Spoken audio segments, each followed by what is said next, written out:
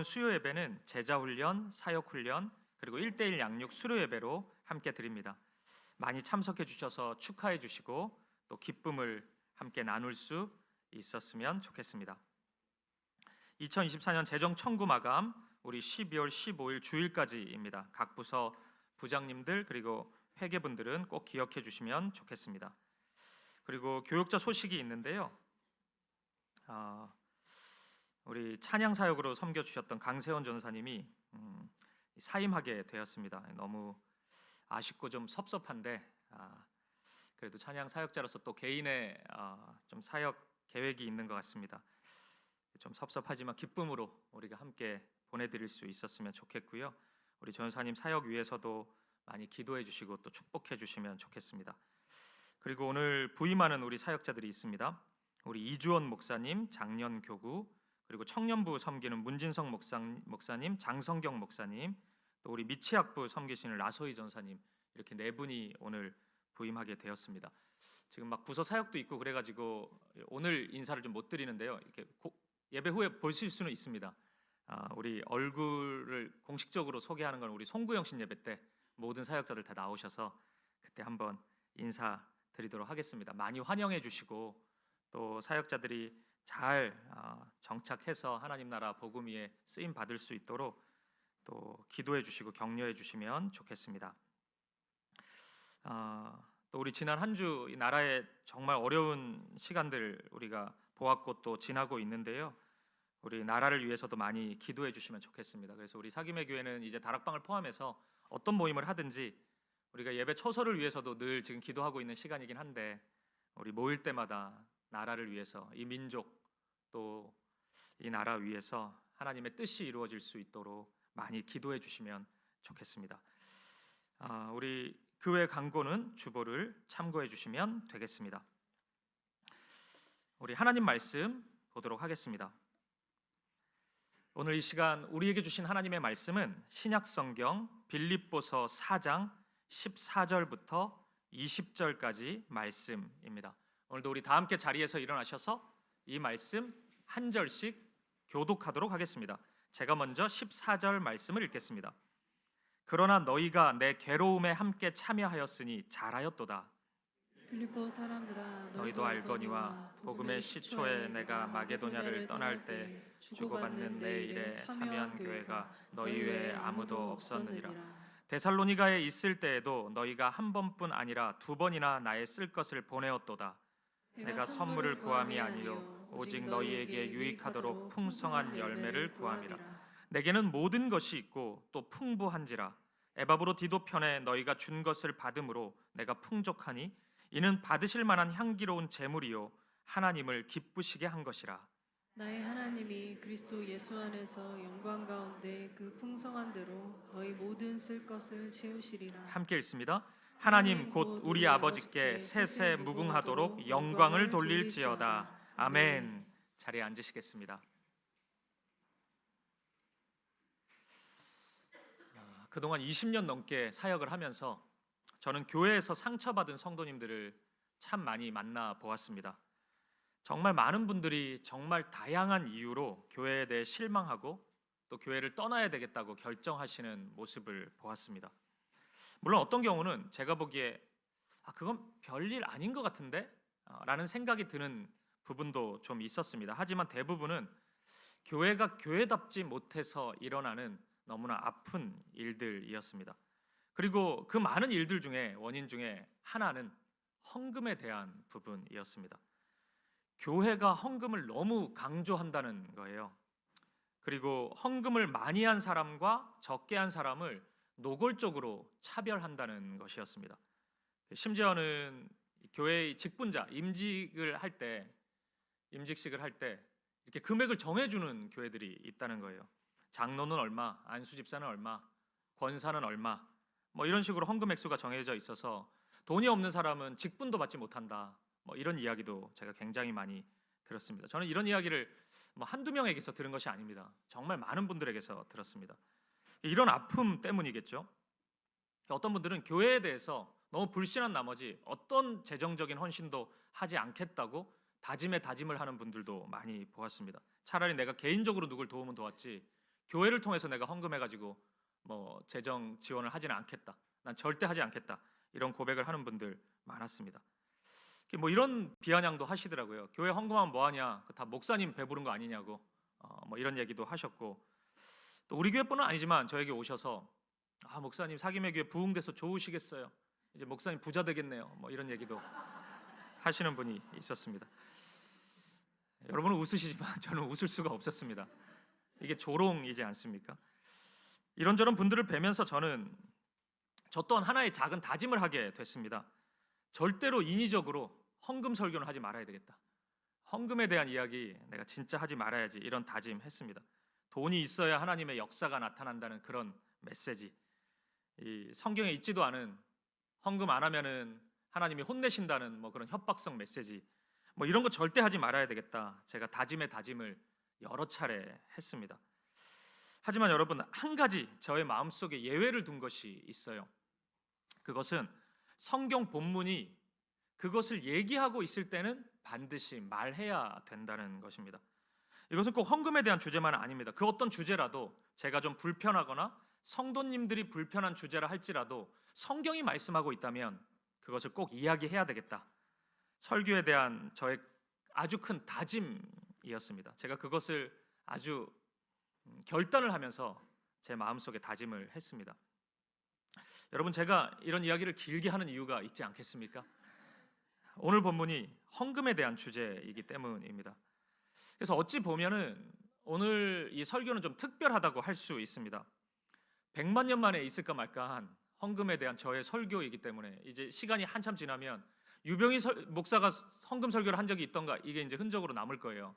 한 번 있었다. 제가 좀 염려의 마음이 전혀 없는 것은 아니지만 이 자리에도 헌금 이야기만 나오면 좀 불편한, 또 상처가 되는 분들이 있기 때문에 불편한 마음, 염려의 마음이 전혀 없는 것은 아니지만 담대함으로 오늘 본문의 의미를 한번 풀어보려고 합니다. 근데 여러분, 그거 아십니까? 저의 마음도 저의 마음인데 제가 이게 쉬운 게 아니란 말이에요. 지금 헌금에 대한 주제를 설교한다는 게. 근데 바울의 마음은 더 쉽지 않았을 것입니다.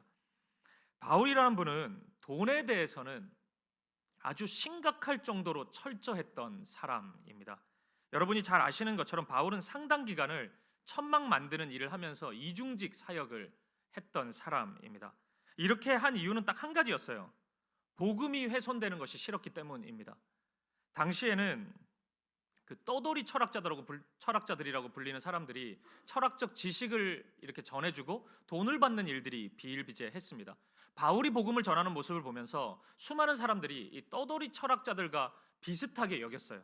저 사람도, 바울도 하나님에 대한 어떤 지식을 팔고 돈을 받는 사람이구나, 이렇게 여겼던 것입니다. 바울은 그 사실을 도무지 견디지 못했습니다. 자존심 상하는 것을 넘어서서 그리스도의 이름이 땅에 떨어지는 것을 바울은 견디지 못했던 것입니다. 그래서 바울이 이랬던 겁니다. 그래서 바울이 이중직 사역을 시작했던 것입니다. 바울 입장에서는 이런 삶이 정말 힘들었을 것입니다. 데살로니가 전서, 우리 다락방 공과로 이번 학기 봤죠. 데살로니가 전서를 보면 바울이 밤낮 쉬지 않고 일을 했다, 이런 고백을 하거든요. 웬만큼 열심히 일해가지고 이런 고백하기 쉽지 않습니다. 학생이 웬만큼 열심히 공부 안 해가지고는 저는 밤낮 쉬지 않고 공부했습니다, 이런 얘기 잘 못하잖아요. 바울이 그 고백을 해요. 얼마나 힘들게 살았으면 그 고백을 정직하게 했겠습니까? 그럼에도 바울은 그렇게 살았습니다. 누가 보더라도 교회와 성도들로부터 재정 지원을 받는 것이 마땅해 보였지만, 그리고 다른 사도들은 다 그렇게 했단 말이에요. 베드로를 비롯한 사역자들은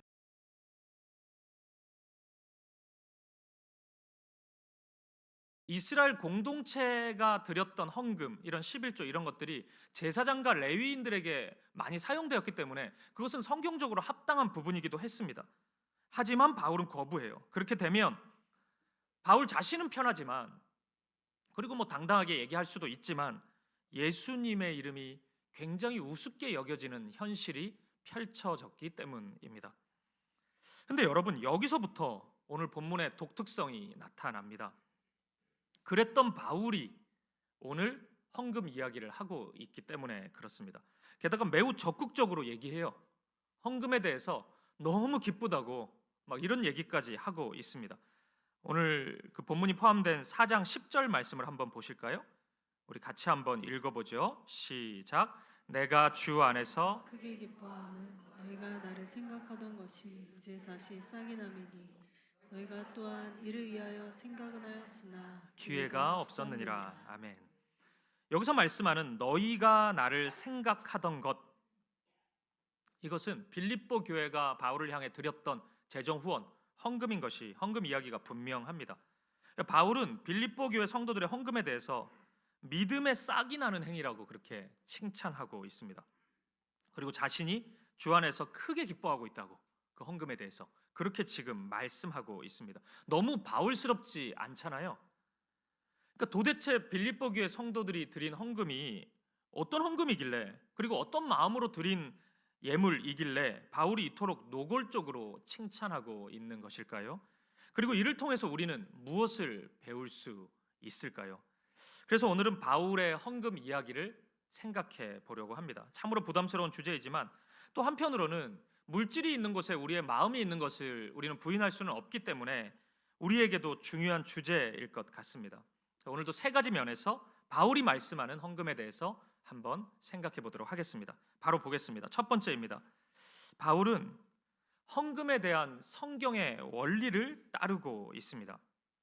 구약 성경부터 이어져 오는 헌금에 대한 이 성경의 원리를 정리를 해보면 크게 두 가지로 요약이 될 수 있을 것 같습니다. 첫째는 하나님께 드리는 헌금은 자발적으로 기쁜 마음으로 드려야 된다는 거예요. 강제가 거기에 들어가면 안 된다는 것입니다.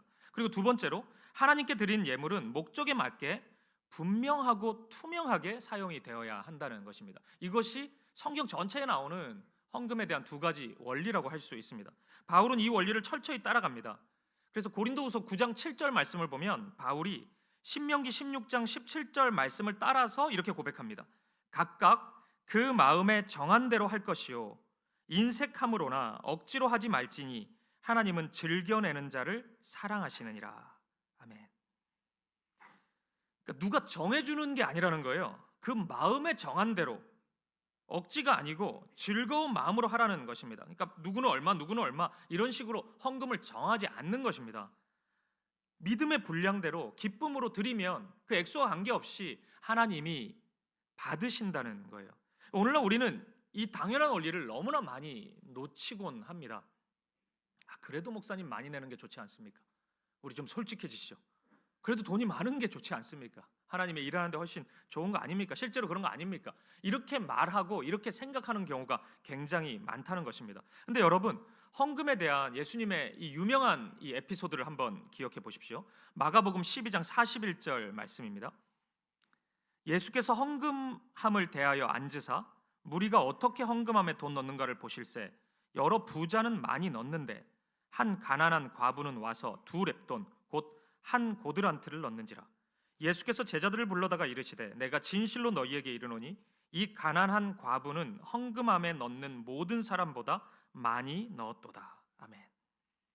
이 말씀을 가만히 보면 이 41절 말씀에 기록된 예수님의 행동이 무척 어색하게 느껴지죠. 헌금함에 어떻게 돈을 넣는가 예수님이 지금 지켜보고 있다는 거거든요. 근데 이 모습은 사실 예수님이 당시 종교 지도자들이 했던 행동을 패러디하고 있는 것입니다. 당시 종교 지도자들이 이렇게 한 거예요. 성전에서 헌금 얼마 내는지 이렇게 본 거예요. 얼마나 내나. 또 본인들이 좀 정해준 금액이 있었단 말이에요. 요때는 얼마, 요때는 얼마 이런 식으로. 그 금액 제대로 내나 이거 지켜보고 있었어요. 예수님이 그 행동 지금 따라하고 있는 것입니다. 그러니까 이게 굉장히 부담스럽겠죠. 오늘날로 치면은 뭐 이런 거 아니겠습니까? 주보에 이제 우리 교회가 이런다고 생각해 보세요. 헌금 명단 다 기록하고 거기에 더해서 액수까지 다 옆에 넣는 거예요. 가로 열고.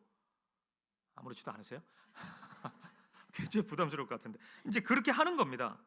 그러니까 이 기준으로 보면 그럼 많이 낸 사람은 좀 당당한 거예요. 적게 낸 사람은 주눅들 수밖에 없지 않겠습니까? 오늘 이 말씀에 등장하는 가난한 과부가 딱 그런 마음이었을 겁니다. 돈이 없으니까, 재정적으로 열악하니까 많이 내지 못하지 않겠습니까? 근데 예수님은 갑자기 칭찬합니다. 왜 칭찬합니까? 억지로 한 것이 아니기 때문에 그래요. 억지가 아니라 믿음대로 마음을 다해 기쁨으로 자신의 것을 드렸기 때문에 예수님은 그 과부의 마음과 행동을 칭찬하는 것입니다. 이것이 바로 헌금의 굉장히 좋은 예라고 할 수 있습니다. 우리 하나님은 저와 여러분에게 돈을 구걸하시는 분이 아닙니다. 우리 하나님이 거지겠습니까? 돈 좀 주라, 힘들다, 뭐 이런 분이시겠습니까? 하나님께는 액수가 중요한 것이 아닙니다. 마음이 중요한 것입니다. 억지가 아니라 기쁨으로 하나님께 드리는 거예요. 이 11조도 그런 겁니다. 뭐 하나님이 뭐 이게 합리적이어 가지고 10분의 1을 뭐 정하고 그랬겠습니까? 그러니까 우리의 모든 것이 하나님께로부터 왔음을 고백하는 최소한의 장치로 하나님이 보신 것 아니겠어요? 그러니까 그 마음이 중요한 것입니다. 그거 냈다고 나는 이제 됐다, 나는 이제 할 거 다 했다, 그런 게 아니고 그 마음의 믿음이 굉장히 중요한 것입니다. 그리고 둘째, 성경은 하나님께 드린 제물에 대해서 매우 투명하게 사용돼야 함을 우리에게 강조해 줍니다. 열왕기하 12장에 보면 헌금을 맡은 자들을 가리켜서 열왕기하 12장 15절을 보면 그들이 성실히 일을 하였음이라 이렇게 말씀하고 있습니다. 이게 헌금 맡은 자들이거든요. 그냥 하는 게 아닙니다. 성실히 진실하게 행하는 것입니다. 또 출애굽기 28장을 보면 성막 건축 과정에서 사용된 헌물의 사용을 출애굽기 28장에서 얘기하고 있는데 굉장히 투명하게 그 사용 내역이 공개되어 있음을 알 수 있습니다. 그래서 바울도 이 원리를 따라가요. 뭐 일일이 다 찾아볼 수는 없지만 사도행전 24장이나 고린도후서 8장, 9장 이런 성경들을 자세히 읽어보면 바울은 교회가 드린 헌금에 대해서 일체 손을 대지 않습니다. 그가 어떤 식으로 관리를 하거나 그러려고 하지 않아요. 교회 공동체가 신뢰하는 사람들을 대표자로 뽑아서 헌금을 굉장히 투명하고 깨끗하게 사용하도록 방향을 정합니다. 그것이 바울의 정책이었어요. 그리고 그것은 바울의 아이디어가 아니라 구약 성경부터 이어져 온 하나님께 드린 제물에 대한 성경의 원리였던 것입니다. 사랑하는 여러분, 저는 오늘날 이 교회의 재정 관리도 기본적으로 이 원리를 따라가야 된다고 믿습니다. 교회는 철저히 유리관 속에 들어가 있어야 합니다. 그러니까 모두가 다 들여다볼 수 있어야 합니다. 모두가 다 들여다봤는데도 그 어떤 하자도 발견되지 않아야 돼요. 그래야 하나님이 영광 받으시기 좋습니다. 그래야 하나님의 영광이 드러나기가 참 좋고, 그래야 하나님의 뜻이 더 아름답게 우리 가운데 나타나기 훨씬 좋은 것입니다. 오늘 우리에게도 똑같다고 생각합니다. 이런 마음과 태도가 오늘 우리의 마음이 될 때 헌금을 드리는 것이나 헌금을 사용하는 것이나 이런 마음과 태도가 우리의 기본이 될 때 하나님의 일들이 우리 가운데 나타나는 것입니다. 저와 여러분의 마음이 이렇게 되기를 바랍니다. 그리고 우리 사김의 교회가 하나님께 드리는 물질에 대해서 이런 마음으로 드리고 이런 마음으로 사용할 수 있기를 주님의 이름으로 간절히 축복합니다. 그리고 두 번째입니다. 바울의 헌금에 대한 두 번째 원칙은, 바울은 우리가 하나님께 진심으로 드린다면 하나님은 우리의 삶에 개입하신다고 확신합니다. 오늘 본문에서 바울이 드러내놓고 말하고 있지는 않지만 은근히 전제하고 있는 한 가지 사실이 있습니다. 그것은 헌금에 대해서 빌립보 교회 성도들의 마음이 바울 자신의 마음과 일치하고 있다는 것이에요. 이것이 정말 독특합니다. 빌립보 교회 성도들에게는 많은 연약함이 있었습니다. 많은 문제를 안고 있었죠. 이거는 뭐 지금 20번이 넘는 설교를 통해서 제가 설명을 해드렸습니다. 근데 헌금에 대해서만은 바울과 같은 마음을 가지고 있었다는 것입니다. 잘 보십시오. 지금 눈에 보이는 일은 빌립보 교회 성도들이 일정 부분의 재정을 바울에게 보냈다는 것, 그거 하나밖에 없습니다. 보냈잖아요. 에바브로 디도를 통해서 헌금한 겁니다. 그게 다입니다. 근데 바울에게는 그게 전부가 아니었다는 것입니다. 자신과 빌립보 교회 둘 사이에 하나님이 계신다, 하나님이 개입하신다고 바울은 확신하고 있었던 것입니다. 빌립보 교회의 헌금이 자신을 통과해서 하나님께 드린 재정이라고 바울은 믿고 있는 것입니다. 근데 바울만 이런 생각을 가진 게 아니라는 거예요. 빌립보 교회 성도들도 바울과 같은 마음을 가지고 있었다는 것입니다. 하나님께 드려지는 것이라는 믿음이 있었고, 그 다음은 그렇기 때문에 하나님이 이 가운데 역사할 것이라는 믿음이 빌립보 교회 성도들의 마음에 있었던 것입니다. 근데 여러분, 제가 이 관계가, 이 마음이, 그러니까 바울의 마음과 빌립보 교회 성도들의 마음이 똑같다는 게 이게 특별하다고 말씀드리지 않았습니까? 왜 그런지 아십니까? 이런 마음을 가지지 않은 교회가 너무나 많았기 때문에 그렇습니다. 시간 관계상 또 이 부분도 찾아볼 수는 없지만 고린도전서 9장과 고린도후서 11장을 보면 고린도 교회는 헌금에 대해서, 재정에 대해서 빌립보 교회가 가진 그 마음을 가지지는 못했습니다. 그래서 바울은 고린도 교회로부터 오는 헌금을 거부합니다. 그 재정을 받지 않아요. 그것 받지 않고 내가 일해서 재정을 만들어서 내가 사역을 하겠다고 그렇게 선언을 합니다. 왜냐하면 고린도 교회는 헌금에 있어서 빌립보 교회와는 다른 관점을 가지고 있기 때문입니다. 제가 종종 다른 교회에 대해서 듣는 이야기가 있습니다. 많은 교회의 장로님들이 담임 목사를 비롯한 사역자들을 자신들이 뽑은 노동자로 인식한다는 겁니다. 저는 그 노동이라는 단어가 굉장히 신성한 단어라고 여기기 때문에, 그러니까 저를 노동자라고 부르는 것에 대해서 부당하다고 생각은 안 해요. 저는 노동이 아름다운 일이라고 생각하기 때문에 그렇습니다. 하지만 마치 고용주가 된 것처럼 사역자를 향해서 당신들은 내가 낸 헌금으로 생활하는 거 아니냐, 그러니까 내가 시키는 대로 해야 되고 기분 나쁘면 당신 언제든지 잘라버릴 수 있다, 이런 식으로 생각하는 것은 결코 옳지 않다고 생각합니다. 여러분, 고린도 교회가 가졌던 마음이 이런 것이었을까요? 바울은 고린도 교회로부터 오는 헌금을 거부합니다. 받지를 않습니다. 사례를 받는 것이 전혀 이상한 일이 아니었지만 다른 사도들도 다 그렇게 받고 있었고, 또 구약의 제사장들도 그런 돌봄을 받았지만 바울은 사도로서의 지금 이 순간의 디그니티를 선택합니다. 그리고 어려운 길로 들어가요. 여러분, 이 부분을 가만히 생각해 보십시오. 바울은 디그니티를 지키죠. 사역자로서 지금 현실 속에서 그걸 딱 지켜간단 말이에요. 하지만 바울의 실제 삶은 정말 피폐해졌을 것입니다. 바울의 동역자들도 가난함의 삶을 시작했을 것입니다. 제가 신학대학원 다니던 전도사 시절에 제가 당시 사례비를 50만 원 받았는데, 그걸로 이제 생활도 하고 학비도 보태고 책도 사고 막 그렇게 하니까 굉장히 빠듯했겠죠. 그랬습니다. 그래서 제가 1년 동안 집을 구하지 않고 교회의 유치부실에서 먹고 자고 한 적이 있습니다. 물론 이제 그걸 보면서 이런 대단한 사역자가 다 있나 이런 칭찬도 좀 받았는데, 근데 그 모습을 본 어느 권사님이 저를 측은하게 여기셨나 봐요. 그래서 저에게 10만 원 봉투를 준 적이 있습니다. 그래서 책이라도 좀 사보시라고, 힘드신 것 같은데. 받았어요, 제가. 근데 그 소식을 어떻게 어느 성도님이 알았는지 저에게 와서 전사님 이제 목사가 아니라 먹사가 되려고 하냐고 막 저에게 비난을 하셨습니다.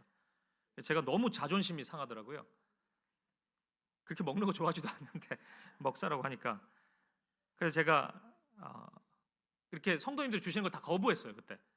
그러니까 당시 제가 있었던 교회는 전통교회였기 때문에 여전도회 같은데 제가 이제 설교를 하면은 이렇게 책값이라고 하면서 이렇게 여전도 회장님이 봉투를 주시고 그렇게 했어요. 그걸로 책도 사고 그랬는데 그거 다 거부했습니다. 그리고 너무 자존심이 상해서 제가 월요일마다 택배 상하차 일을 시작했어요. 그리고 평일에는 이제 저녁에 제가 그나마 좀 괜찮은 게 목소리인데, 그래서 그때 이제 내비게이션이 막 나오기 시작해가지고 내비게이션 음성 인식하는 그런 게 있었어요. 그래서 목소리 이제 아르바이트 한 거죠. 계속 우회전 좌회전 막 계속 100번씩 얘기하는 거예요. 거기 가서 어디 갇혀가지고 그런 거 엄청 많이 했습니다. 어쨌든. 근데 제가 이걸 1년 정도 하니까 몸이 퍼져요. 그러니까 학교 공부, 사역, 알바까지 하니까 하나 제대로 되는 게 없어요. 공부도 안 되고 사역도 이상해요. 늘 지금도 그 후유증일 수 있는데 늘 피곤해 보여요, 사람이. 늘 너구리가 다크서클이 있고 막 그랬습니다. 자존심은 지켰는데 사역자로서 굉장히 피폐해지는 것 같았습니다. 근데 바로 그때 저랑 같이 교회에서 문화센터 사역을 교회에서 했는데 이렇게 악기도 가르쳐드리고 이런 사역을 했단 말이에요. 거기서 섬기던 이제 한 3-4명의 집사님들이 느닷없이 저를 불러서 격려를 해주시는 거예요. 전도사님 정말 수고 많다고 청국장을 사주셨어요, 그때. 그리고 교회 옆에 기독교 서점에 결제를 다 해놨다고. 그러니까 거기에서 필요한 책을 좀 사보시라고. 그리고 어디서 들으셨는지 월요일 날 일하는 거 하지 말라고. 딱 그렇게 얘기하시더라고요. 그러니까 제가 되게 뭉클했어요. 그 서점에 엄청난 금액을 결제해놨기 때문이 아닙니다. 가고 나니까 진짜 몇 권 못 사겠던데. 근데 그 마음이 제가 너무 말로 다 할 수 없는 위로가 됐어요. 저는 그때까지 청국장을 먹지 않았던 사람인데 제가 그 순간부터 청국장을 먹습니다. 너무 감사하고 너무 맛있게 다가왔기 때문이에요. 여러분, 제가 이제 이 얘기를 드리는 것은 이제 바울의 마음을 이야기하고자 함입니다. 물론 저의 이런 그 좀 사적인 이런 감정이 바울과 같은 사람의 그 엄청난 대단한 감정과 비슷한 것이다 이렇게 얘기하고 싶은 게 아닙니다. 비교될 수가 없겠죠. 하지만 바울의 마음이 이런 것과 좀 비슷하지 않을까요? 빌립보 교회 성도들의 마음을 확인한 순간 바울에게는 말할 수 없는 기쁨이 생기지 않았을까요? 이거는 빌립보 교회 성도들이 돈을 보냈기 때문이 아닌 것입니다. 그 돈의 액수가 중요한 것이 아니고 그 마음을 보았기 때문입니다. 그래서 바울은 확신했다고 저는 생각합니다.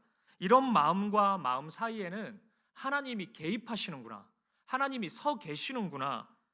이게 바울의 그 헌금에 대한 신학적 입장입니다. 그런 확신이었던 것입니다. 오늘 본문 17절 말씀을 보시죠. 내가 선물을 구함이 아니요 오직 너희에게 유익하도록 풍성한 열매를 구함이라.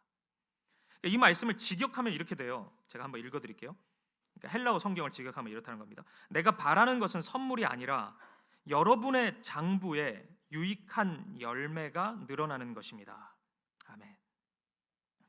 그러니까 빌립보 교회 성도들이 이런 마음과 자세로 물질의 헌신을 하기 시작할 때 손해가 아니라는 것입니다.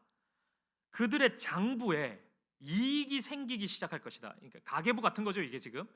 거기에 분명히 플러스 요인이 생길 것이라는 이야기입니다. 저는 이것이 이제 곧 부자가 되겠구나, 뭐 이런 의미로만 해석돼야 된다고 생각하지는 않습니다. 하지만 바울의 생각 속에는 분명히 하나님께서 그 헌신을 기억하신다는 확신이 있습니다. 어떤 모양으로든 하나님이 그 헌신과 수고를 갚아줄 것이라는 확신이 바울 안에 있었던 것입니다. 사실 방금 읽었던 이 17절의 첫 고백은 좀 슬퍼요. 왜냐하면 다시 한번 보십시오. 내가 바라는 것은 선물이 아니다. 지금 바울이 그렇게 고백하잖아요. 그러니까 이런 생각하는 사람이 있었던 것입니다. 바울이 또 이런 얘기하는 거 보니까 은근히 또 추가 재정을 원해가지고 또 돌려가지고 막 이런 소리 하는 거 아니야? 이런 소리 하는 사람이 있으니까 바울이 굳이 이 말 또 하는 거 아닙니까? 내가 돈 바라는 거 아니라고? 그러니까 저는 이런 말까지 언급해야 하는 바울의 심정이 조금 느껴져요. 그러니까 빌립보 교회 성도들을 향한 바울의 마음이 어느 정도 이해가 되지 않습니까? 그러니까 바울이 처해 있던 그런 현실, 바울이 받았던 오해, 그리고 그가 극단적으로 결정해야 됐던 그 험난한 삶, 그리고 지금 빌립보 교회 성도들에게 유례 없이 헌금에 대한 이야기를 노골적으로 하는 그 마음, 이런 것들이 다 복합적으로 이해되지 않습니까? 바울에게는 빌립보 교회 성도들이 보여준 하나님 앞에서 이 마음, 이 태도가 정말 기쁘고 반가웠던 것입니다. 게다가 오늘 본문 14절 15절을 보십시오. 그럼 더욱 바울의 마음이 이해가 됩니다. 14절, 우리 14절 15절 같이 한번 읽어보죠. 시작. 그러나 너희가 내 괴로움에 잘하였도다. 빌립보 사람들아 너희도 알거니와 복음의 시초에 내가 마게도냐를 떠날 때 주고받는 내 일에 참여한 교회가 너희 외에 아무도 없었느니라. 아멘. 무슨 이유인지 모르겠어요. 하지만 바울의 일에 참여한 교회가 빌립보 교회밖에 없었다고 말씀하고 있습니다. 저는 이 말이 모든 교회가 재정 지원을 외면했다, 헌금 하나도 안 했다 이렇게 이해하지는 않습니다. 아마 바울과 같은 마음으로 그렇게 하나님 앞에 드린 교회가 빌립보 교회밖에 없었다는 의미일 것입니다. 그것이 바울에게는 더 기쁨이었던 것 같아요. 빌립보 교회 성도들을 향한 더 큰 감사가 되었던 것 같습니다. 사랑하는 여러분, 저는 우리 사김의 교회가 이런 마음과 이런 태도를 가졌으면 좋겠습니다. 저는 이번 추수감사 주일에 우리가 드렸던 헌금을 선교단체 간사님들, 평신도 간사님들에게 사용한 것이 너무 잘한 일이라는 생각이 들어요. 이건 두고두고 시간이 흐를수록 너무 잘했다는 생각이 들어요. 그리고 뭔가 보이지 않는 우리 사김의 교회 어떤 장부가 있다면은, 비밀 장부가 있는 건 아닙니다. 이제 그게 있다면은 거기에 분명히 어떤 이익이 계속 일어나고 있다는 그런 확신이 줍니다. 그래서 어떤 식으로 열매가 나타날지 모르겠지만 하나님이 무언가를 우리에게 허락해 주실 것이라는 그런 확신도 듭니다. 저는 우리가 이런 마음 늘 지킬 수 있기를 바랍니다. 우리의 관계가 이러기를 바라고 우리가 늘 이런 마음으로 하나님 앞에 나아갈 수 있었으면 좋겠습니다. 특별히 하나님 앞에서의 재정 사용에 대해서 우리가 이런 마음이었으면 좋겠습니다. 그래서 오늘 본문 19절의 말씀처럼 나의 하나님이 그리스도 예수 안에서 영광 가운데 그 풍성한 대로 너희 모든 쓸 것을 채우시리라. 아멘. 이러한 은혜가 저와 여러분의 삶 속에 우리 사김의 교회 안에 충만히 넘치기를 주님의 이름으로 간절히 축복드립니다. 마지막 세 번째입니다. 바울은 자신과 빌립보 교회 성도들이 가진 그 마음의 중심에 코이노니아가 있음을 우리에게 알려주고 있습니다. 두 번째까지의 메시지를 듣고 어떤 분들은 약간의 찜찜함을 느끼실 수도 있을 것입니다. 목사님, 제가 그런 마음으로 헌금을 해도 교회가 그 재정을 제대로 사용하지 않을 가능성이 있지 않습니까? 하나님이 기뻐하시는 방향으로 교회가 사용하지 않을 가능성이 있잖아요. 실제 그런 교회를 너무나 많이 경험했고 너무나 많이 보고 있지 않습니까? 이런 질문을 할 수 있을 것입니다. 사실 이런 문제는 어떤 면에서 굉장히 실제적인 염려이고 또 그런 실제적인 질문이지 않습니까? 그리고 현실적이잖아요. 실제로 이런 일이 많이 일어나기 때문입니다. 그러면 여러분, 이러한 문제를 해결하기 위한 방법은 무엇일까요? 재정 시스템을 견고히 만드는 것도 한 가지 방법일 것입니다. 그리고 우리 공동체를 민주적인 의사결정 시스템을 잘 구축해가지고 그런 식으로 서로가 점검하면서 확인하면서 우리의 재정을 사용하는 것도 또 하나의 방법이라고 생각합니다. 하지만 여러분, 저는 교회는 이런 것보다, 그런 시스템보다 더 우선되어야 되는 것이 있다고 믿습니다. 왜냐하면 우리의 꿈이, 우리 사김의 교회의 꿈이 재정사고 나지 않는 것에만 머물러 있지 않기 때문입니다. 유일한 우리 1년의 꿈이 우리 사고 안 나는 교회 되는 거, 욕 안 먹는 교회 되는 거, 이게 우리의 꿈은 아니지 않습니까? 우리의 소망이 거기에 있는 건 아니지 않습니까? 그럼 무엇이 필요할까요? 코이노니아입니다. 사귐이 필요하다는 것입니다. 제가 여러 번 말씀드린 것처럼 헬라어의 코이노니아는 하나님의 사랑이 만들어내는 사귐과 교제를 의미합니다. 그래서 이 코이노니아를 설명할 때는 하나님의 존재 방식을 항상 설명해야 합니다. 삼위일체로 존재하는 성부, 성자, 성령 하나님 말입니다. 그 성경은 하나님이 삼위라고 얘기합니다. 이 삼위는 이게 이 위격, 위를 사용해서 그런데 이게 그 인격이라는 의미겠죠. 그러니까 성부, 성자, 성령이 다른 분이라는 얘기입니다. 삼위는. 근데 일체래요. 하나라고 우리에게 말씀하고 있습니다. 이런 어렵고 이해되지 않고 논리적으로 맞지 않는 이 설명을 이해하기 위한 유일한 힌트가 코이노니아입니다. 성부, 성자, 성령께서 코이노니아로 사귐과 교제를 이루어 가신다는 것입니다. 그리고 그 코이노니아의 결과 삼위 하나님은 일체를 이루신다는 거예요. 그래서 우리는 이런 결론에 이를 수 있습니다. 성경이 말씀하는 이 코이노니아는 하나됨을 이루는 하나님의 사랑의 열매이구나. 우리는 이런 결론에 이를 수 있습니다. 하나님의 사랑이 임하면 어떤 교제, 사귐이 일어나는데 그걸 코이노니아라고 부르는데 그 결과 하나됨의 열매가 나타나구나. 하나님이 그런 존재로 계시고 하나님이 그런 존재이시기 때문에 그 사랑이 임하는 곳에는 언제나 사랑으로 하나 되는 코이노니아의 열매가 나타나는구나. 우리가 이렇게 이해할 수 있는 것입니다. 그리고 여러분, 그 열매가 나타나는 첫 번째 현장이 어딘지 아십니까? 그게 바로 교회입니다. 교회가 그래야 된다는 것입니다. 바울이 교회를 향해 했던 축복 기도를 오늘날의 모든 교회는 예배를 마무리할 때 축도의 형식으로 합니다. 저도 그 기도를 하죠. 예배 끝날 때.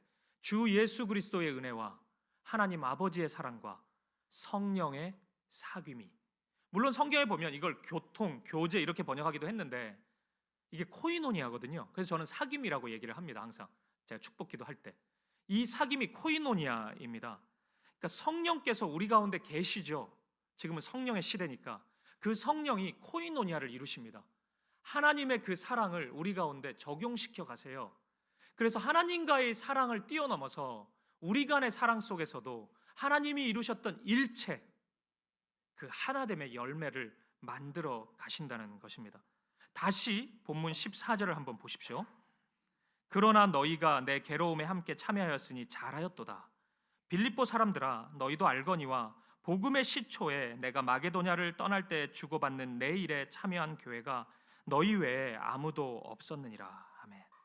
여기서 14절에 나와 있는 괴로움에 함께 참여하였으니, 그리고 15절에 있는 내 일에 참여한 교회가 너희 외에, 여기서 이 참여하다, 이 표현이 헬라어로 코이노니아입니다.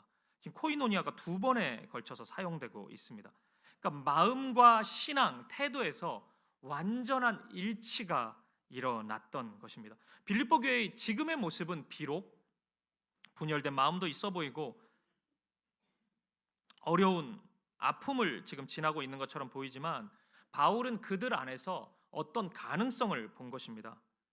그러니까 말씀드린 것처럼 그 가능성은 빌립보 교회가 재정적인 지원을 했기 때문에 그냥 기분이 좋아가지고 그 가능성을 얘기하는 것이 아닙니다. 이상한 마음으로 헌금을 했다면 바울은 그거 안 받는 사람이에요. 그걸 단호히 거절하는 사람입니다. 바울은 그들 안에 있는 하나님의 사랑, 코이노니아를 본 것입니다. 그래서 바울이 의도적으로 이 단어를 계속 사용하고 있는 것입니다. 사실 이러한 마음은 빌립보서의 시작 부분부터 드러나 있습니다. 빌립보서 전체를 보면 빌립보 교회의 현실의 문제, 그들을 바라보는 바울의 쓰라린 마음, 이런 것들이 눈에 띄지만, 실은 바울은 그들을 향한 기대와 소망을 숨기지 않고 계속 드러내고 있었습니다. 빌립보서 1장 4절을 보십시오. 4절 5절 우리 같이 읽어볼까요? 시작. 간구할 때마다 너희 무리를 위하여 기쁨으로 항상 간구함은 너희가 첫날부터 이제까지 복음을 위한 일에 참여하고 있기 때문이라. 아멘. 바울이 빌립보 교회 성도들을 향한 기쁨의 마음을 편지의 시작부터 표시하죠. 그리고 그 이유를 이야기하면서 빌립보 교회 성도들이 복음의 일에 참여하고 있기 때문이다, 그렇게 지금 말씀합니다. 여기서 복음의 일이 코이노니아입니다.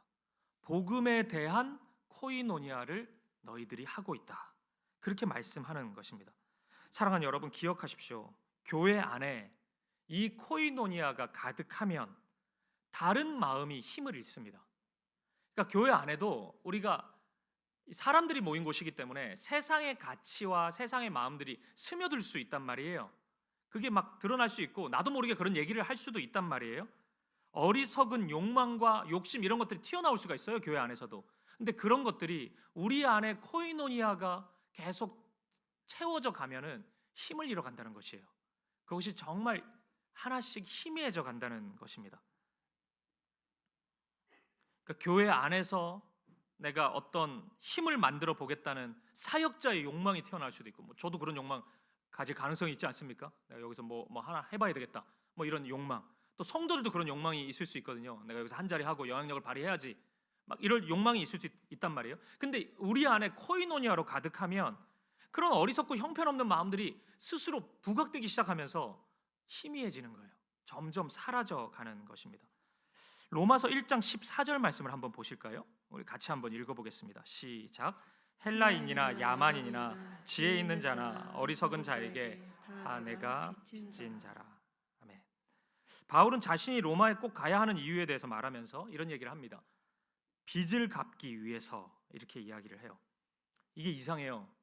바울은 로마 교회 성도들을 한 번도 만난 적이 없거든요. 근데 빚이 있다고 이야기합니다. 복음의 빚이 있다고 이야기를 해요. 이건 아마 이런 의미겠죠. 첫 번째는 하나님께로부터는 사랑의 빚일 것이고, 두 번째는 빌립보 교회를 비롯한 많은 교회의 성도들로부터 받은 그 사랑의 빚일 것입니다. 바울은 그 누구보다 이 하나님의 코이노니아를 경험했고 교회의 코이노니아를 경험했습니다. 그래서 바울은 다른 마음을 품지 못했던 것이에요. 빚진 자로 살아갈 수 있었던 것입니다. 그러니 여러분, 나는 이렇게 헌신했을 때 교회가 이상하면 어떡하지? 그런 염려가 현실적으로 분명히 있을 수밖에 없다는 것은 저도 동의는 하는데, 너무 그 염려에 사로잡히지는 마십시오. 지금 완벽해 보여도요, 그 하나님의 사랑 코이노니아가 없으면 이건 불안한 겁니다. 근데 지금 조금 불완전해 보여도 우리 안에 코이노니아를 계속 쌓아가고 있다면 그것은 바르게 가고 있는 모습입니다. 나로부터 시작된 코이노니아는 반드시 열매를 맺게 되는 것입니다. 오늘 본문의 18절 말씀처럼 받으실 만한 향기로운 제물, 하나님을 기쁘시게 한 제물, 그것이 분명히 우리 가운데 나타나게 될 것입니다. 그렇게 여러분, 저는 사김의 교회 담임 목사로서 하나님께 간절히 간구하고 성도님들께, 여러분들께 간절히 간곡히 부탁을 드립니다. 우리 안에 코이노니아의 은혜, 이 사김의 은혜가 가득 채워지게 하여 주옵소서. 이것이 우리의 간구 되기 바랍니다. 그리고 우리가 그 코이노니아 교회, 사김의 교회를 만들어 가는데 우리의 모든 것을 쏟아낼 수 있기를 바랍니다. 그 은혜, 사김의 은혜, 하나님의 사랑으로 하나됨을 이루어가는 그 은혜, 거기서 발산되는 수많은 아름다운 덕성들, 신뢰, 믿음, 우리의 사랑과 헌신이 우리 가운데 열매로 나타나는 그런 우리 교회가 되기를 주님의 이름으로 간절히 축복합니다. 말씀을 마무리하겠습니다. 사랑하는 여러분, 오늘 빌립보 교회가 보여준 재정의 헌신과 마음, 그리고 바울이 보여주는 이런 사역, 그 사역의 기쁨의 근원에는 결국 하나님의 코이노니아가 있었습니다. 우리 교회의 주제 말씀이라고 할 수 있는 요한일서 1장 3절 말씀, 우리의 사귐은 아버지와 그의 아들 예수 그리스도와 더불어 누림이라. 그러니까 코이노니아가 만들어낸, 이 사귐이 만들어낸 누림이 있는 것입니다. 적어도 이 순간만큼은 빌립보 교회 안에 이 누림이 있었던 것입니다. 바울과 빌립보 교회 성도들은 정말 독특한 관계예요. 빌립보 교회 우리 잘 읽어봤지만 바울이 그렇게 기분 좋은 얘기만 하는 것 같지도 않은데 빌립보 교회는 바울을 너무 사랑해요. 그리고 이 정도로 헌신하고 헌금하고 그러면 괜히 힘도 생기고 그렇거든요. 간섭도 하고 그래요. 제가 그 우스운 얘기 어느 교회에서 들었는데 어느 성도님이 교회 본당에 피아노를 헌물하셨대요. 단서가 위치를 조금도 움직이지 말라고, 여기 둬야 된다고, 이거 옮기는 순간 내가 가져가겠다고 이렇게 얘기를 했다는 거예요. 이게 사람이 그런 힘이 굉장히 인간적이고 형편없는 마음이잖아요 사실. 근데 이런 마음이 자기도 모르게 나오는 겁니다. 근데 빌립보 교회는 일체 그런 행동을 하지 않아요. 또 아무 말 안 하니까, 빌립보 교회가 아무런 얘기 안 하니까 바울 입장에서는 오예 하면서 막 그냥 자기 마음대로 막 헌금 사용하고 그럴 수 있지 않습니까? 근데 바울은 더 정확하게, 더 투명하게 사용을 해요. 그리고 제일 중요한 사실 한 가지는 바울이 이런 빌립보 교회를 바라보면서 무엇을 갚으려고 하지 않는다는 겁니다. 빌립보 교회에 무엇을 갚으려고 하지 않고 빌립보 교회는 하나님이 채워주실 것으로 믿고 오히려 다른 이들을 향해, 더 연약하고 지금 무너져 있는 자들을 향해 빚진 마음으로 나아갔다는 것이에요. 그래서 바울과 빌립보 교회는 관계적으로, 이 세상의 기준으로 관계적으로 보면 조금 섭섭할 수 있는 관계일 수도 있고, 또 시스템적으로 보면 뭐가 대단한 안정적인 장치가 있는 것 같지는 않거든요. 근데 너무나 건강하죠. 너무나 아름다운 열매를 끊임없이 만들어내는 사이였던 것입니다. 이게 다 코이노니아 때문입니다. 복음의 코이노니아가 그들 안에 있었기 때문에 그들에게 이런 아름다운 열매가 나타났던 것이에요. 제가 개척을 앞두고 제일 많이 읽었던 책이 분당 우리 교회 개척 이야기를 담은 세상에 없는 것이라는 책입니다. 그 책을 보면 분당 우리 교회가 어느 시점이 되었을 때 분당 우리 교회 개척 멤버들이 보여줬던 헌신이 나와요. 훗날 이찬수 목사님이 저희 교역자들을 불러놓고 이 순간을 두고 분당 우리 교회가 건강하게 설지 말지를 결정하는 첫 번째 분기점이 됐다, 이런 얘기를 했습니다. 그게 뭔지 아십니까? 몇 년 지나서 분당 우리 교회가 수천 명이 모이는 교회가 됐어요. 근데 여전히 대부분의 리더십의 자리는 개척 멤버였습니다. 사랑의 교회에서 합류한 개척 멤버들이었어요. 근데 이제 시간이 흐르니까 그 다음에 교회에 오신 분들의 좀 불만들이 이제 나오기 시작한 거예요. 이때 이찬수 목사님이 개척 멤버들을 모았습니다. 그리고 이런 얘기를 해요. 지금 이 자리에 있는 분들은 지금 이 순간부터 눈에 띄는 사역의 자리를 다 내려놓으시라고, 그리고 보이지 않는 자리에 가서 기도하고 이제부터 섬기시라고, 다시는 눈에 띄는 자리에 보이지 않게 해달라고, 이렇게 얘기를 합니다. 이때가 이찬수 목사님이 40대 초반의 나이였어요. 그러니까 목사님보다 어린 사람이 거의 없었어요. 개척 멤버들이 어떻게 했을까요? 즐겁게 순종했을 것 같죠? 즐겁지는 않았대요. 눈물을 머금고 근데 순종을 했대요. 너무 섭섭하고 너무 속상하고 뭘 그렇게 우리가 드러냈다고, 지금도 드러나지 않았는데 저런 얘기를 하시나, 그러면서 너무 속상했지만 눈물을 머금고 순종을 했대요. 그리고 그 순종이 분당우리 교회가 더 앞으로 나아갈 수 있는 분기점이 되었다는 것입니다. 여러분, 저는 지금 여러분들에게 개척 멤버들 똑같이 눈앞에서 사라지시라고 그 얘기하는 게 아닙니다. 저는 오히려 사실 반대예요. 우리 개척 때부터 합류하신 분들 좀 드러나 주세요. 너무 지금 다 숨어 계세요. 좀 헌신해 주시기를 부탁드리고, 저는 그 마음을 하는 게 아니고 분당우리 교회 개척 멤버들이 보여주었던 이런 섬김, 헌신, 이거 진짜 쉬운 일이 아니거든요. 이게 진짜 코이노니아라는 것입니다. 이게 그리스도께서 이 땅에 오셔서 인간이 되셔서 보여주셨던 그 겸손이고 그 사랑이고 그 섬김이라는 것입니다. 이 코이노니아를 통해서 교회가 아름답게 세워져 가는 것이에요. 오늘 본문 19절과 20절을 보면, 이것만 보고 마무리하겠습니다. 하나님의 호칭이 바뀌는 것을 확인할 수 있습니다. 한번 숨은 그림 찾기처럼 한번 보세요. 하나님의 호칭이 어떻게 바뀌는지 우리 같이 읽어보죠. 19절 20절 시작. 나의 하나님이 그리스도 예수 안에서 영광 가운데 그 풍성한 대로 너희 모든 쓸 것을 채우시리라. 하나님 곧 우리 아버지께 세세 무궁하도록 영광을 돌릴지어다. 아멘. 어떻게 바뀌는지 찾으셨어요?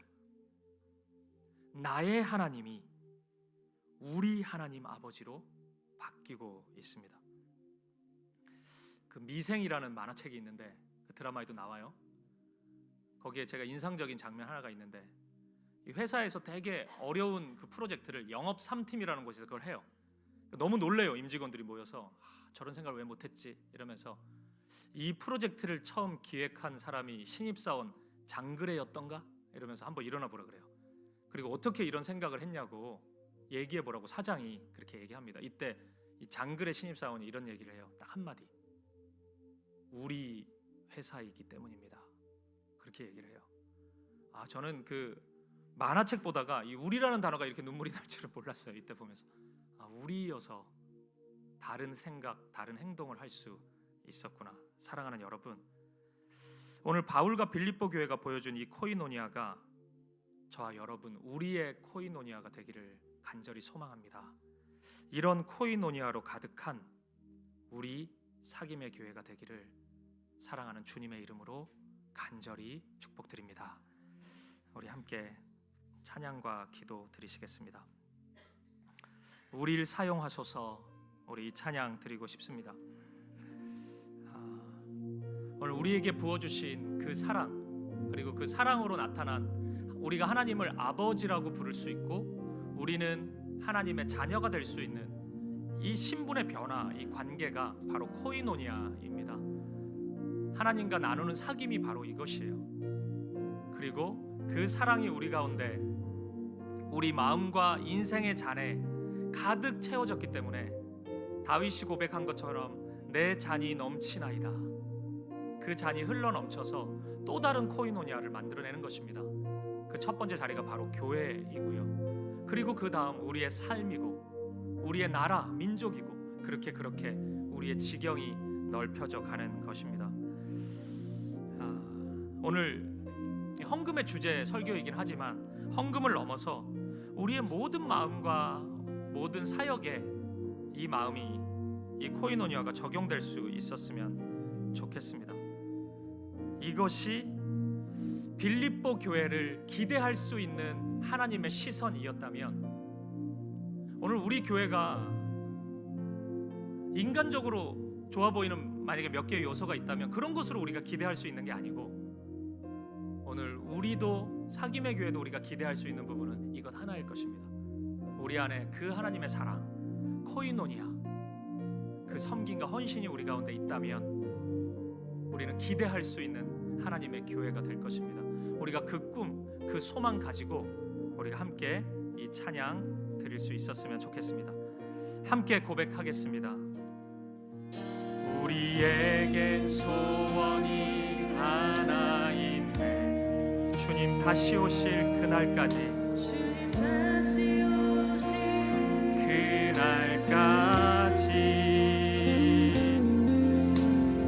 가슴에 새긴 주의 십자가 사랑, 나의 교회를 사랑케 하네. 주의 교회를 향한 우리의 마음,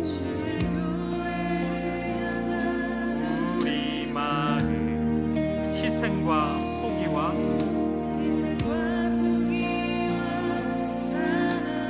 고난, 하물며 죽음조차 우릴 막을 수 없네. 우리 교회를 이 땅에 희망, 교회를 교회되게, 예배되게 우리 사용하소서. 진정한 분의 날 오늘 임하도록 우리 사용하소서. 우리 다시 한번 고백하겠습니다. 우리에겐 소원이 하나 있네. 우리에겐 소원이 하나 있네. 주님 다시 오실 그날까지 가슴에 새긴 주의 십자가 사랑, 나의 교회를 사랑해. 주의 교회를 향한, 주의 교회를 향한 우리의 마음이 바로 이것입니다. 희생과 포기와 가난과 고난, 하물며 죽음조차 우릴 막을 수 없네. 교회를 이 땅에, 아멘. 교회를 교회되게,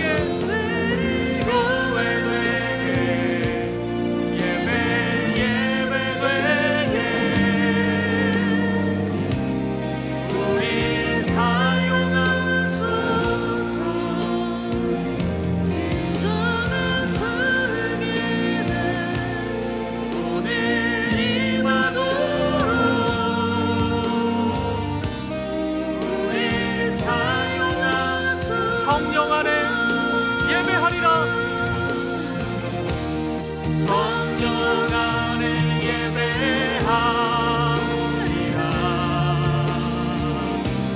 자유의 마음으로 사랑으로 사역하리라.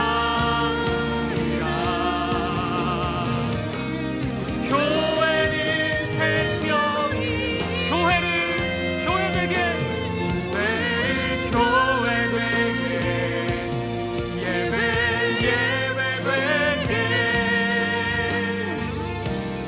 우리 사용하소서. 진정한 분의 날 오늘 임하도록 우리 사용하소서. 우리 이 시간 함께 기도할 때 오늘 바울이 가진 이 마음, 그리고 빌립보 교회가 가지고 있었던 이 마음, 그 마음의 중심에 코이노니아가 있었는데 하나님 이 마음을 주십시오. 오늘 저와 여러분 안에는 많은 아픔과 상처가 있죠.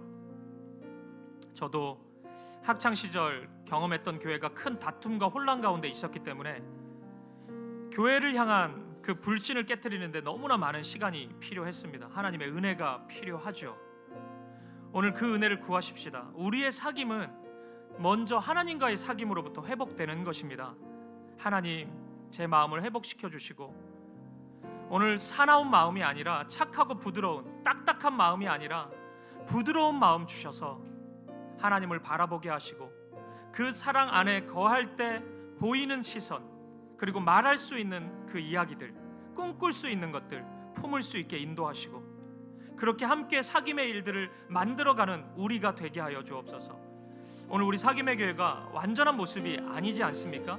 아버지, 그 연약함을 다 맡겨드립니다. 아버지, 도와주십시오. 우리 안에 하나님과 하나님 아버지와 예수 그리스도와 함께 더불어 사귀는 그 누림이 우리 가운데 있게 하시고 거기서부터 흘러나오는 사랑과 섬김과 헌신이 우리 가운데 나타나게 하여 주시옵소서. 그래서 빌립보 교회를 향해서 기대하시는 그 하나님의 마음, 오늘 우리 사귐의 교회를 향한 하나님의 마음 될 수 있도록 우리를 세워주시옵소서. 우리의 마음을 회복시켜 주시고 우리의 삶을 인도하여 주시고 무엇보다 우리 교회를 그렇게 아름답게 인도하여 주옵소서. 이 기도 제목 가지고 한 마음과 한 뜻으로 기도하며 나아가겠습니다. 함께 기도하시겠습니다. 살아계신 아버지 하나님, 오늘 우리에게 이 코이노니아를 허락하여 주시옵소서.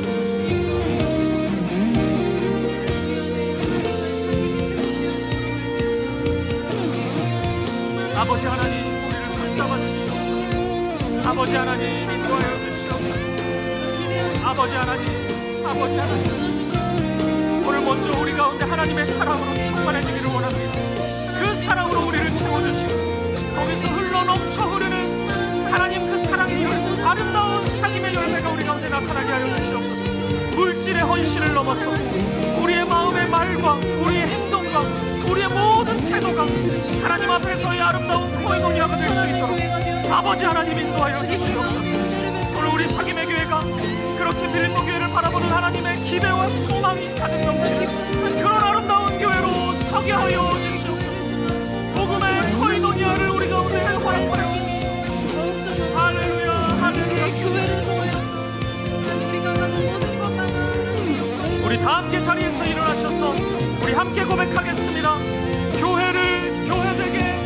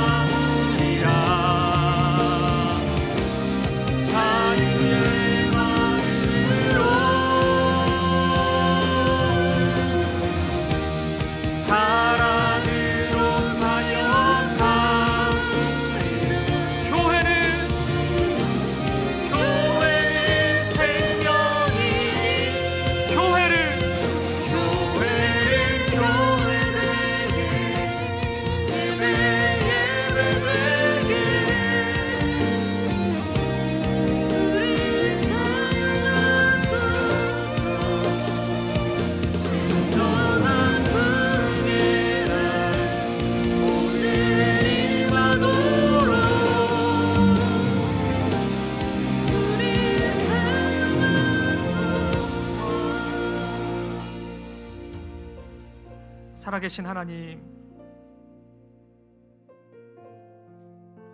우리가 얼마나 연약하고 교만한지 우리는 작은 헌신, 작은 섬김 그것 하나도 다 기억하고 또 모든 사람이 알아주기를 바라는 그런 어리석고 교만한 자들입니다. 하나님의 사랑이 우리 가운데 충만하지 않다면, 하나님과의 아름다운 코이노니아, 이 교제와 사귐이 우리 가운데 사라진다면 우리는 그렇게 어리석은 말과 행동으로 살아갈 수밖에 없는 자들입니다. 우리를 긍휼히 여겨 주시옵소서. 다시금 하나님의 사랑을 구합니다. 우리의 마음 가운데, 우리의 삶 가운데 그 사랑이 강같이 흘러넘치게 하여 주옵소서. 우리 사귐의 교회가 그러한 하나님의 사랑으로 충만한 교회가 되게 하여 주옵소서. 그 사귐이 흘러넘쳐서 형제 자매의 사귐으로 이어지게 하시고 그 아름다운 열매를 누리는 우리가 되게 하시고 그것이 또 흘러넘쳐서 우리 가정, 이 나라, 이 민족, 그리고 열방에 이르기까지 흘러갈 수 있도록 우리를 사용하여 주옵소서. 존귀하신 아버지 하나님, 그 아름다운 마음이 오늘 물질에 대한 태도를 넘어서 우리의 사역에 살아가는 믿음의 모든 태도가 될 수 있도록 아버지 인도하여 주옵소서. 코이노니아, 그 코이노니아의 은혜, 그 은혜를 바라보는 주님의 기대와 소망, 오늘 그것이 우리 사김의 교회가 될 수 있도록 인도하여 주옵소서. 아버지 하나님, 나라가 많이 어렵습니다. 한 주간 우리가 이런저런 두려움과 아픔으로 기도하는 시간이었습니다. 앞으로 이 나라의 방향, 올바른 길을 주님이 아십니다. 주님 그 길로 인도하여 주시고 우리 모든 지도자들이 하나님께서 기뻐하시는 정의와 공의의 마음을 가지고 모든 결정들을 해 나갈 수 있도록 아버지 인도하여 주옵소서. 오늘 우리가 기도하며 나아갈 때 아버지, 이 나라가 다시 한번 하늘의 뜻과 계획이 성취되는 복음의 민족으로 설 수 있도록 은혜를 더하여 주옵소서. 이 한 주간의 모든 삶, 우리 가정, 그리고 이 교회의 걸음, 그리고 이 민족의 걸음을 주님께 맡겨드리며 살아계신 예수 그리스도 이름으로 기도합니다. 아멘. 이제는 주 예수 그리스도의 은혜와 하나님 아버지의 사랑과 성령의 아름다운 코이노니아의 사귐이 하나님의 사랑으로 하나됨을 이루어 가기를 소망하는, 그리고 그 코이노니아의 은혜로 가득 채워지기를 소망하는 사랑하는 사귐의 교회 성도님들 머리머리 위에 이들의 가정과 한 주간의 삶 가운데 이 사귐의 교회의 모든 사역 가운데 그리고 이 민족의 모든 걸음 속에 이제로부터 영원까지 함께 있을지어다. 아멘. 아멘. 주님 아멘. 우리 함께 찬양하시면서 삶의 자리로 나아가시겠습니다.